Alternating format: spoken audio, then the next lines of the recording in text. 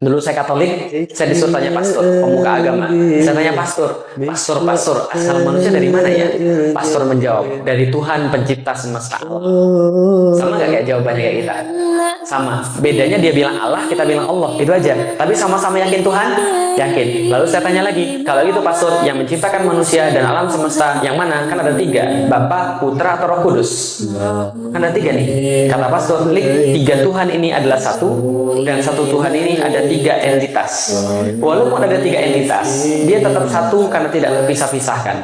3 tapi tidak terpisah-pisahkan, 1 tapi terpisah ada 3. Walaupun terpisah, dia tetap satu. Walaupun tetap satu, dia ada 3. Paham atau bingung?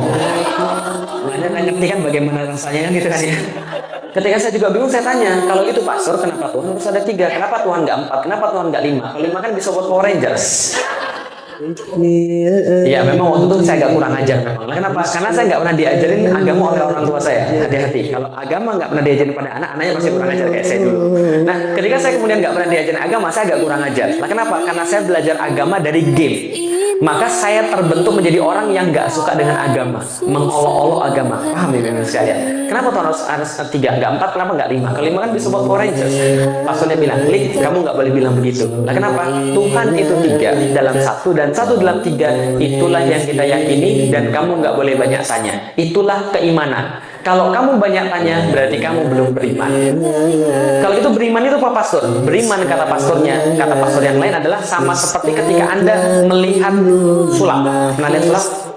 Ini kosong ya, tiba-tiba keluar burung, keluar kelinci, udah nggak usah dipikirin, gitu aja memang.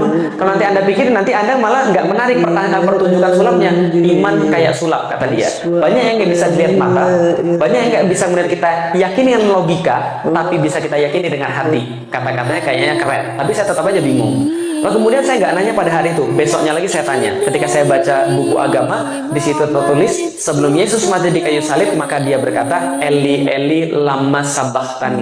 Tuhan Tuhan, mengapa engkau meninggalkan aku? Lalu saya tanya, pastor, Yesus ini kan Tuhan. Iya. Kalau Yesus Tuhan, kenapa dia harus panggil Tuhan yang lain? Ini kayak jeruk makan jeruk ini. Apa kata pastornya? Kalau kamu beriman, kamu nggak banyak tanya. Kalau kamu banyak tanya, berarti kamu belum beriman. Saya katakan sejak saat itu, kalau Tuhan nggak mau saya banyak tanya, harusnya Tuhan nggak usah ciptain saya pakai akal. Karena kalau Tuhan ciptain saya pakai akal, saya pasti banyak tanya. Kalau Tuhan mau saya nggak banyak tanya, saya diciptain nggak usah pakai akal aja. Saya keluar dari agama Katolik. Lah kenapa? Nggak ada gunanya. Beragama nggak beragama sama aja. Apa gunanya kalau cuma di KTP doang, tapi kita masih pusing dan kita masih punya tanggung jawab, kita masih punya pertanyaan yang nggak bisa dijawab.